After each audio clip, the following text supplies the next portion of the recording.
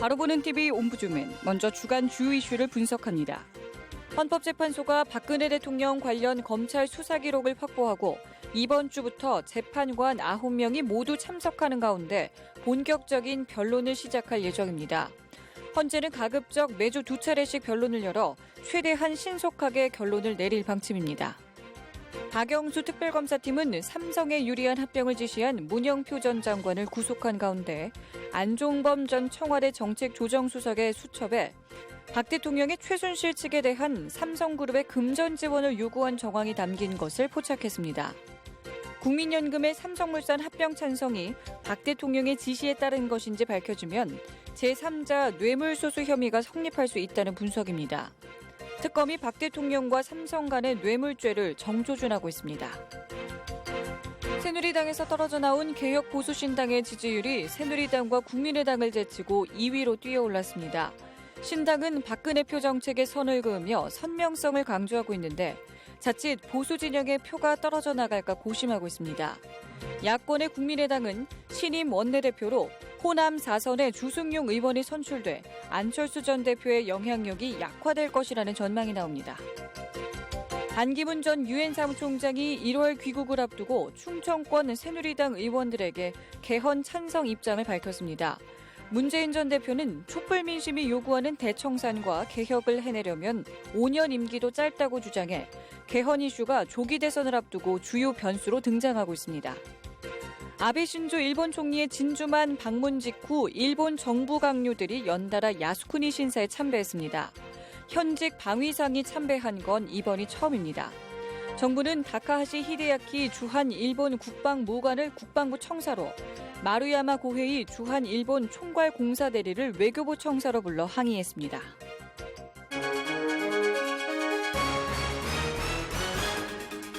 안녕하십니까. 바로 보는 TV 옴부즈맨 류미정입니다. 2017년 정유년이 밝았습니다. 올 한 해도 연암뉴스TV는 바르고 알찬 방송을 할 것을 다짐하며 지난주 연암뉴스TV 프로그램은 어떻게 방송했나 살펴보겠습니다. 오늘은 뉴스포커스 라이브 투데이를 살펴본 이재원 시청자평가원의 의견 함께하겠습니다. 먼저 뉴스포커스에 대한 모니터 내용부터 만나보시죠.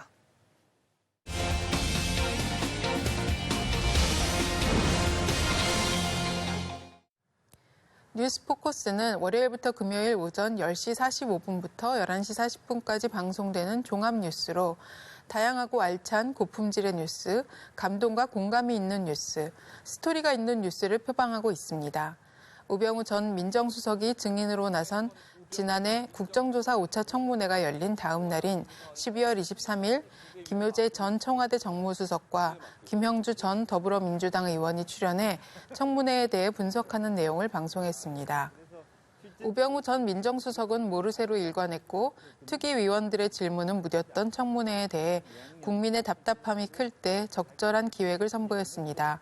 두 전문가는 각기 다른 정치 성향에도 불구하고 청문회에 대한 아쉬움을 지적하는 데에는 이견이 없었습니다. 김 전 정무수석과 김 전 의원 모두 특위 의원들의 핵심을 파악하는 질문을 하지 못해 시간을 낭비했고 결과적으로 우병우 전 민정수석 입장에서는 진작 출석해도 무방했고 심지어 손해를 볼 것도 없는 정도의 청문회였다고 혹평을 하였습니다.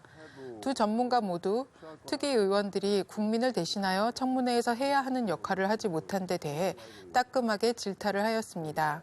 첫째, 국회의원들의 질문의 수준에 대한 아쉬움을 드러냈습니다.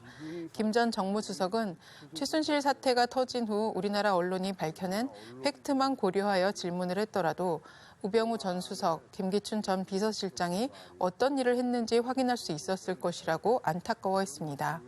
새로운 것을 밝히지 않더라도 언론에 보도된 것만 조직적으로 정리해 그동안의 과정을 물었다면 질문만으로도 국민들이 저 사람이 저런 일을 했구나라고 느낄 수 있었을 것이라고 말했습니다.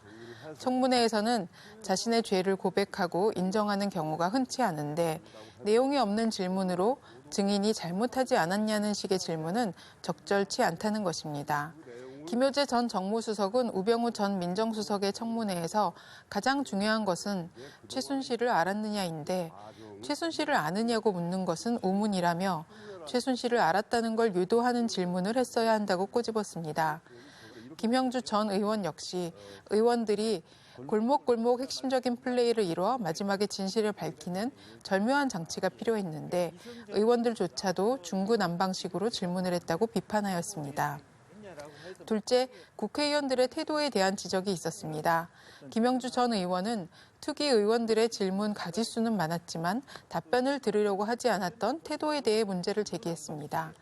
또한 두 전문가 모두 위중교사 의혹에 대해 1시간이나 여야 의원들이 공방을 벌인 데 대해 깊은 아쉬움을 드러냈습니다. 김효재 전 정무수석은 위중교사 의혹이 전혀 논란이 없는 것은 아니어도 전날 청문회의 초점은 우병우 수석의 국정농단의 방조 혹은 비호를 밝혀내는 날인데 여야 의원들이 싸우는 덕에 증인의 답변 시간을 줄여줘 증인을 도와준 꼴이라고 질타했습니다. 더구나 국민을 대신해 앉아있는 자리에서 의원끼리 개인적인 인격 모독을 하고 서로 소리를 지르며 싸우는 통에 그야말로 국격을 떨어뜨리는 부끄러운 일이었다고 지적했습니다. 셋째, 국회의원들의 준비가 부족하였던 점을 지적했습니다.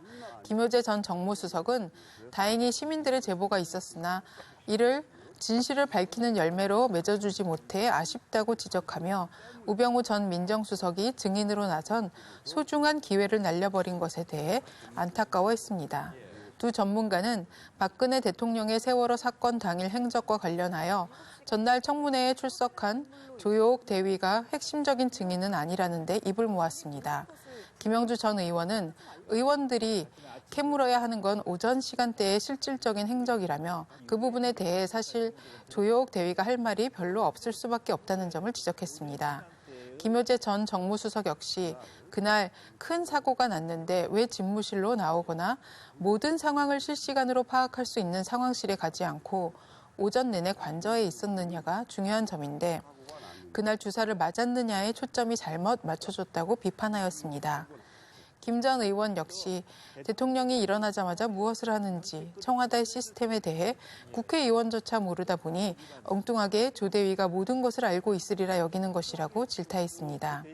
이날 뉴스포커스는 대담의 주제에 해당하는 실제 영상을 중간중간 삽입하여 시청자들의 이해를 도왔습니다.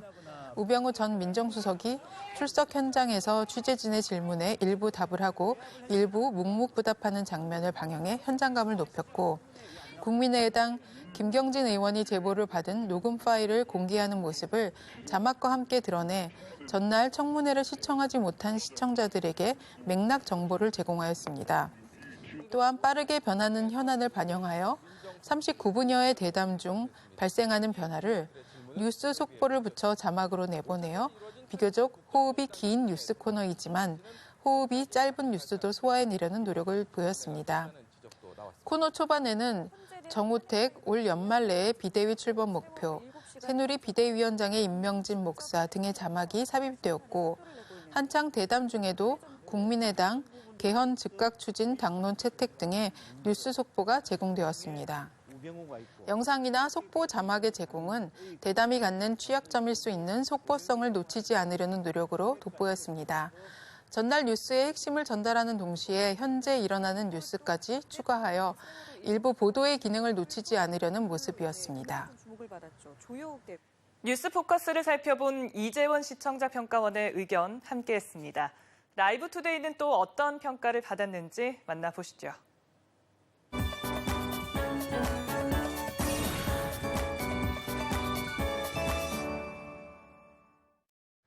지난 12월 26일 라이브 투데이 라이브 이슈에서는 최순실 국정농단 의혹을 규명하려는 국회 국조특위 활동, 박영수 특검팀의 수사, 박근혜 대통령 탄핵 심판을 맡은 헌법재판소의 심리 과정 등 진행 중인 정치 사안의 쟁점과 앞으로의 전망을 짚어주는 기획을 마련하였습니다.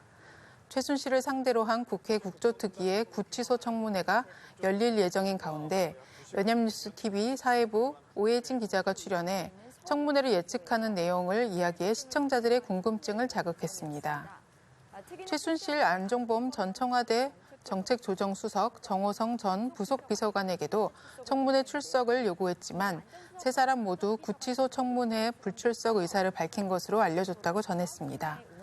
기자는 이들이 끝내 출석하지 않는다면 국회 국조특위의 구치소 청문회는 지난 16일 청와대 현장 조사 때처럼 무산되는 것이며 구치소에서 진행하는 청문회는 1997년 한보 사태 당시 정태수 한보 회장 등을 상대로 진행한 청문회 이후 19년 만이라고 설명해 시청자들의 이해를 도왔습니다.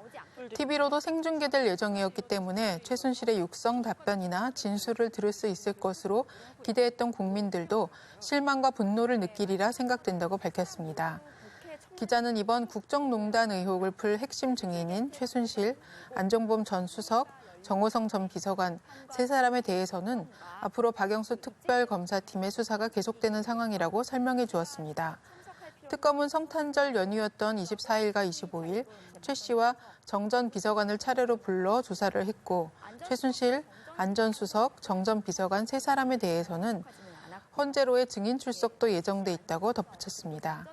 기자는 특검의 수사 현황에 대해 브리핑하며 청문회에 쏠린 관심이 아니라 실체적 진실을 밝히는 과정에 대해 조목조목 전달하였습니다. 특검은 지난 21일 본격적으로 수사에 돌입한 후 지금까지 최순실, 정호성 전 비서관, 김종 전 문체부 차관, 조여옥 전 청와대 간호장교 등을 불러 조사한 내용을 브리핑했습니다.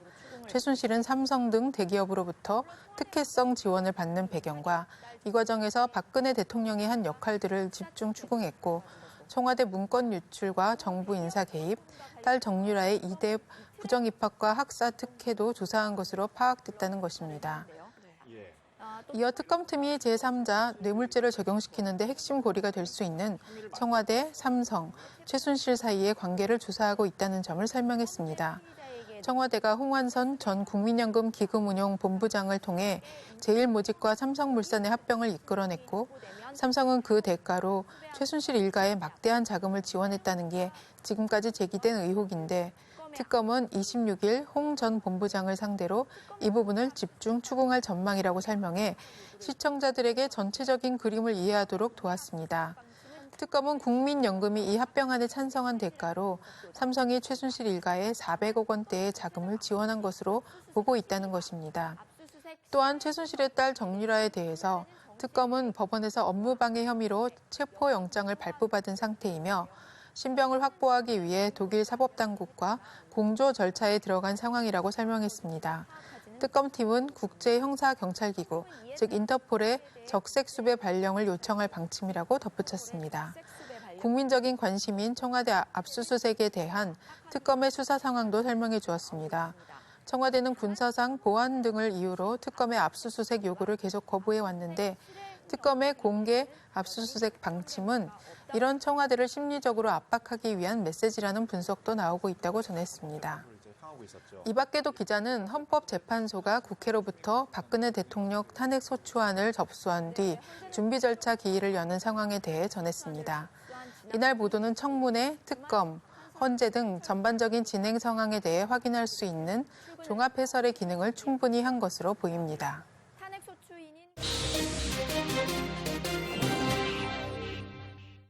연합뉴스TV에서 방송하는 제작 프로그램에 대한 시청 소감을 들어보는 캠퍼스TV 리포트 순서입니다.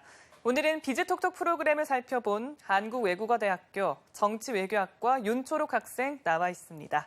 네, 안녕하세요. 네, 안녕하세요. 네, 오늘 비즈톡톡 프로그램 살펴봤다고 들었는데 어땠습니까? 네, 비즈톡톡은 매주 토요일 오후 8시 40분에 방영하는 프로그램으로 딱딱한 뉴스 형식이 아닌 두 MC가 현장을 방문해 생생한 화면 구성과 유쾌한 진행으로 시청자들에게 보다 쉽고 재미있는 정보를 전달하고 있습니다. 저는 지난 12월 24일에 방영한 고속도로 휴게소 맛집 편을 모니터했습니다. 한국도로공사에서 선정한 10대 EX푸드를 소개해 유익했는데요. 지금부터 자세한 모니터 내용 소개해드리겠습니다.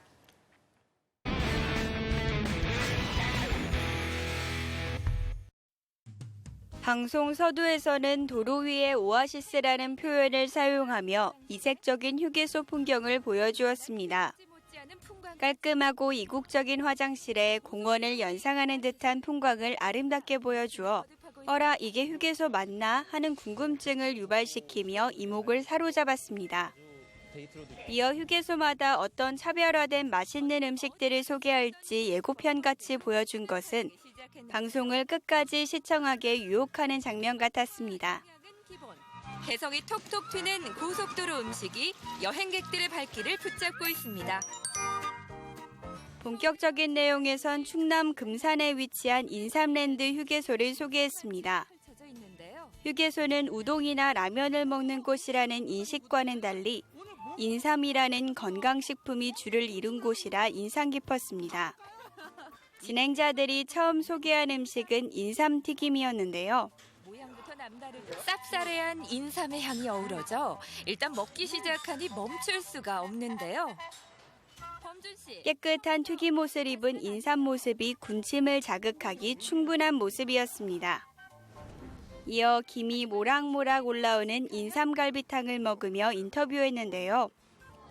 올 초 비즈톡톡에서 방영된 이색 고속도로 휴게소 편에서 인삼랜드가 소개된 적이 있었는데 한국도로공사가 선정한 EX푸드 1위에 선정되었다고 방송한 것이 아닌가 생각했습니다. EX푸드는 전문가와 고객의 의견을 반영해 선정하는 방식으로 고객의 만족도가 높다는 설명을 더해 인삼갈비탕에 대한 신뢰를 더할 수 있었습니다. 여행할 때 EX푸드가 어떠한 곳에 있는지 참고하면 좋은 정보라고 생각했습니다. 이어지는 장면에서는 경북 영천시의 미니 사과 특산품이 소개됐는데요. 이 사과는 경북에 위치한 평사 휴게소에서 찾을 수 있다고 합니다. 골프공만한 크기의 유전자 조작 없는 농축된 영양 만점의 순수 자연산이라는 점을 알려주었습니다. 과일의 비타민 같은 거 이런 게 상당히 많이 함유되어 있는 어떤 건 농축돼 있다 그러죠. 휴대가 편하고 더 간편하게 먹을 수 있다는 점에서 고속도로 휴게소 메뉴에 당당히 오르게 됐다고 합니다. 특별히 애플 수제 등심 돈가스가 EX푸드에 선정됐다는 소개와 함께 요리 과정도 보여주었습니다. 입고 기름에 쏙 들어갑니다. 고기가 1인분으로 제가 나눴습니다. 일반적인 돈가스와 다를 게 없어 보였지만 사과가 함유된 특제 소스가 이내 눈길을 끌었습니다. 새콤달콤한 사과의 맛이 떠올라 사과 특제 소스의 맛이 알 것 같으면서도 먹고 싶게 만드는 호기심을 자극하는 장면이었습니다. 더구나 진행자들이 바삭한 돈가스를 특제 소스에 맛있게 찍어 먹는 장면은 시청자들이라면 누구나 군침을 삼키며 먹어보고 싶어 힘들었을 것 같습니다. 마지막으로는 청년 창업 매장으로 특화된 하남 드림 휴게소를 소개했습니다. 특히 대만에 놀러 가면 꼭 먹어봐야 한다는 닭튀김 지파이를 파는 가게를 통해 휴게소의 특색을 알 수 있었습니다. 대만의 지파이고요, 닭튀김이고요. 한국 관광객들 사이에서 되게 대만에 가면은 꼭 먹어봐야 할 음식 중에 하나로 꼽히는 음식. 이번 비즈톡톡에서는 EX푸드를 통해 고속도로 휴게소의 맛집에 대해 여러 정보를 전달해 주었는데요. 진행자들의 유쾌한 진행과 먹방은 시청자들에게 재미를 주었습니다. 그리고 휴게소 위치를 지도와 함께 보여주어 이해하기 편했습니다. 네, 윤초록 학생은 이번 비즈톡톡을 보고 어떤 휴게소가 가장 눈에 띄었나요? 네, 저는 마지막으로 소개된 하남 드림 휴게소가 눈에 띄었는데요. 대만에 가면 꼭 먹어봐야 한다는 지파이를 한국에서도 먹어볼 수 있다는 점이 가장 참신하게 느껴졌고 외국 이색 음식에 호기심을 갖는 저 같은 젊은이들에게 제격인 휴게소 소개였습니다. 네, 비즈톡톡을 모니터한 윤초록 학생과 얘기 나눴습니다. 오늘 수고했습니다. 고맙습니다.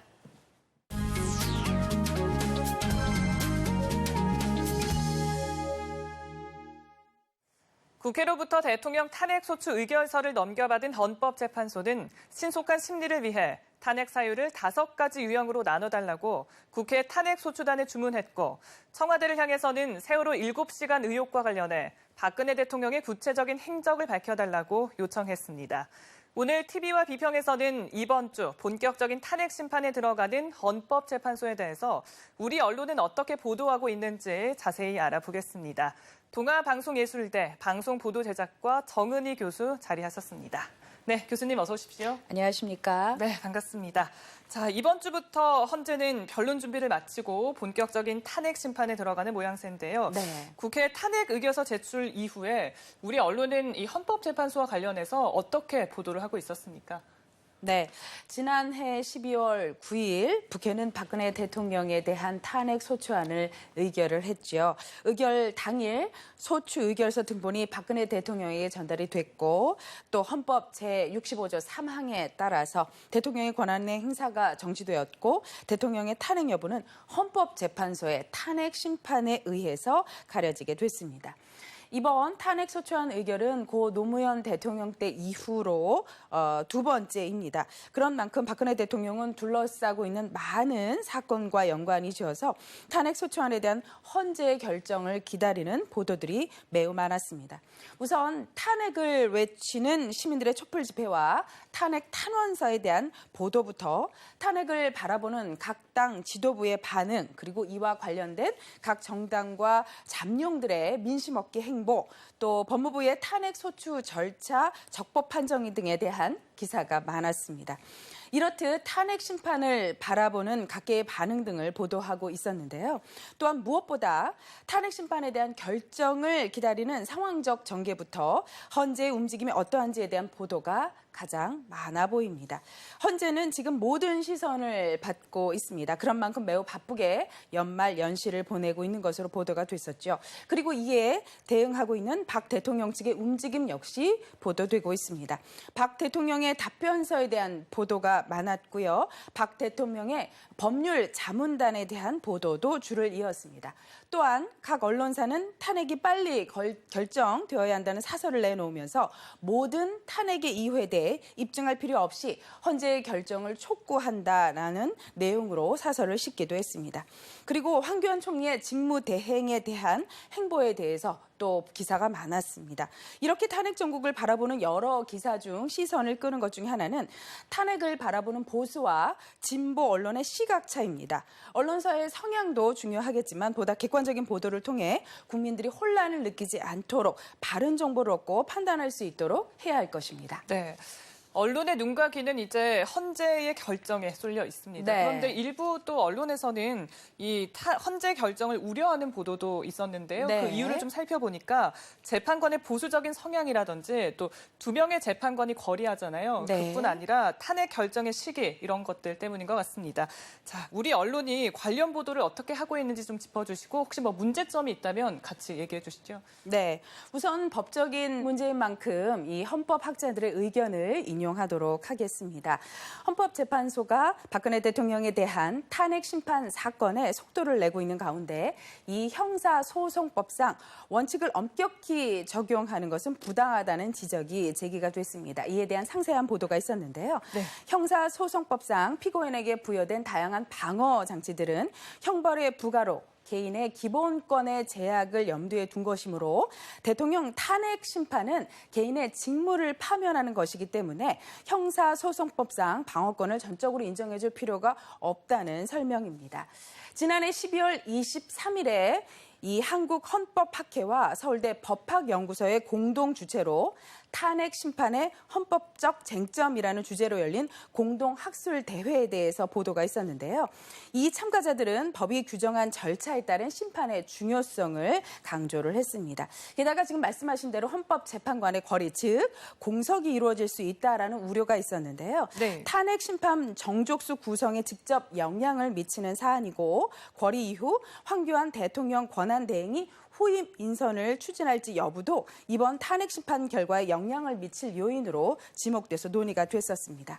또한 박 대통령에 대한 탄핵 심판이 최종 결정이 나오기까지는 예상보다 시일이 오래 걸릴 거란 전망도 따라서 있었습니다. 네. 사실 아직 확정된 것이 아니기 때문에 분명하게 말씀드릴 수는 없지만 이러한 논의들에 대해서 언론에서는 잘 알고 있고요. 이에 대해 상세하게 보도하고 있습니다.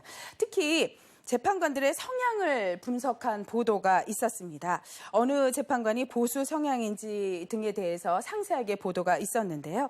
이는 탄핵 결정이 빨리 나기를 바라는 입장에서 보도한 것이라고 판단이 됩니다. 그러나 우리의 헌재의 객관성, 또 진정성, 법률 해석의 정확성 등을 믿고 기다리는 것이 옳다고 여겨집니다. 네, 외국의 주요 언론 역시 이번 사건을 주목하고 있는데요. 네. 현재 박근혜 대통령 탄핵 심판에 대해서 주요 외신들은 어떻게 보도를 하고 있습니까? 네, 외신들은 박 대통령에 대한 탄핵 소추안 의결에 대해서 일제히 홈페이지와 일면 톱 기사로 상세히 보도를 하고 있습니다. 일본 언론에서는 올해 10대 뉴스로 이 박근혜 대통령 탄핵 소추 의결을 뽑기도 했었는데요. AP통신은 이를 한국 첫 번째 여성 대통령의 충격적인 추락이다라고 표현을 하기도 했습니다. 미국의 뉴욕타임즈와 워싱턴 포스트 그리고 영국의 BBC 역시 국회의 탄핵 소식을 속보로 보도를 했었습니다. 박 대통령의 권한이 황교안 총리에게 넘어갔다고 언급을 하기도 했었고요. 미국의 월스트리트 저널은 탄핵안 가결로 아시아에서 네 번째로 큰 경제 규모를 가진 한국이 불확실성의 새 시기를 열었다고 전하기도 했습니다. 또한 탄핵 가결이 한국의 정치 경제뿐만 아니라 세계 정치 질서에도 영향을 줄 것으로 관측하기도 했습니다. 한편 미 타임지는 한국이 안보적 차원에서 리더십의 부재로 대가를 치를 수 있다고 강조하기도 했었는데요. 중요한 것은 외신들은 박 대통령의 빠른 결단을 촉구한다는 것입니다. 일본 마이니치 신문은 탄핵 가결은 어쩔 수 없는 결과라고 분석을 하면서 박 대통령 빨리 사임을 결단해야 한다고 지적하기도 했습니다. 아사히 신문도 국정을 혼란에 빠뜨린 원인을 만든 사람은 박 대통령 자신이라고 언급을 했었죠. AFP-통신은 대통령의 권한은 정지됐지만 대통령이라는 타이틀은 유지가 된다면서 대통령이 즉각 검찰 조사를 받아야 한다고 믿는 사람들이 많다고 전하기도 했습니다. 네. 영국 일간 가디언은 박 대통령이 한국을 위해 지금 해야 한다면서 한국이라는 배가 방향타를 잃고 표류할 시간이 없다라고 지적을 했습니다. 이 밖에도 많은 전 세계 외신들은 탄핵에 대해서 비상한 관심을 갖고 이에 대해 보도를 하고 있습니다. 외신들은 한국이 현 상황에서 정치적 위기를 어떻게 풀어갈 것인지 또한 어떤 변화를 만들어갈 것인지 관심을 갖고 있습니다. 미국 언론은 한반도의 정세 불안을 염려하기도 했습니다. 워싱턴 포스트는 탄핵 심판이 6개월 정도 걸릴 수 있어서 미국의 대북 정책과 맞물려서 한반도 정세가 불안해질 수 있음을 언급하기도 했습니다. 뉴욕타임즈 역시 이와 비슷한 견해로 대북 관계를 염려하는 보도를 했습니다. 그랬군요. 대통령 탄핵 결정을 앞둔 엄중한 시기입니다. 이 네. 헌법재판소 보도에 있어서 좀 유의할 점이라든지 아니면 좀 올바른 보도 태도가 있다면 끝으로 짚어주시죠. 네, 우리 모두 헌법재판소에서 올바른 결정을 내려주기를 기다리고 있는 것이 사실입니다. 그러다 보니까 탄핵 결정까지의 시간 동안 많은 생각을 할 수 있습니다.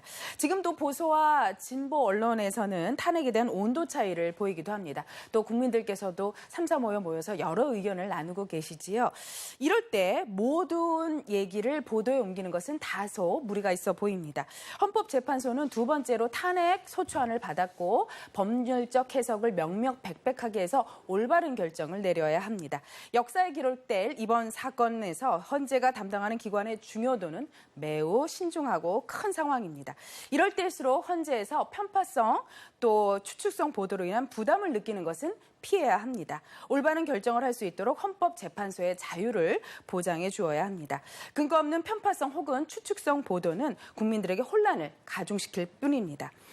국민들이 보여주고 있는 높은 시민의식에 상처를 입지 않도록 언론에서는 강도 높게 무게중심을 갖고 또 현 상황을 객관적으로 전달하고 정보처가 확실한 기사만을 언급하여야 하겠습니다. 그럴 수 있다는 추측성 보도는 되도록 자제하는 것이 좋겠습니다. 추측은 또 다른 가설을 낳고 이런 가설은 증명되지 않은 이야기들로 생산이 됩니다. 이 점에 대해 언론은 충분히 잘 알고 있으리라 보여집니다. 이를 실천하는 노력 촉구합니다. 네, 교수님 오늘 말씀은 여기까지 듣겠습니다. 동아방송예술대 정은희 교수였습니다. 고맙습니다.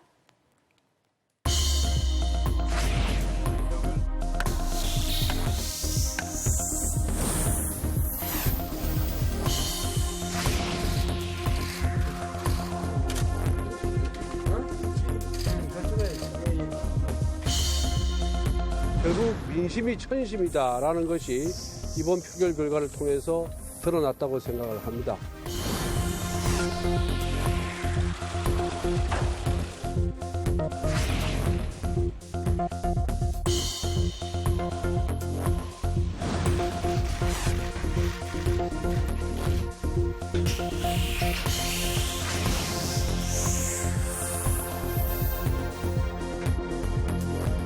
헌법 위배 부분은 그 자체로 인정되기 어렵고 법률 위반 부분은 증거가 없기 때문에 인정되지 않을 것이다. 그런 내용입니다.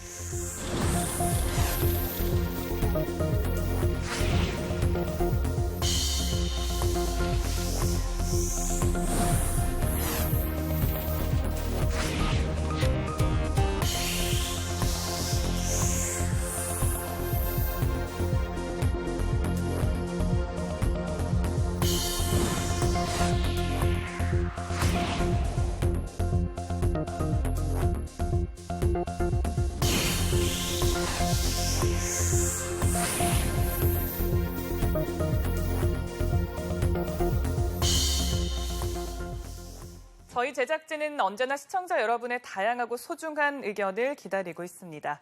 방송을 보고 느낀 소감을 전화나 시청자 게시판 그리고 SNS로 보내주시길 바랍니다. 바로 보는 TV 옴부즈맨 오늘 방송은 여기까지입니다. 시청해주신 여러분 고맙습니다.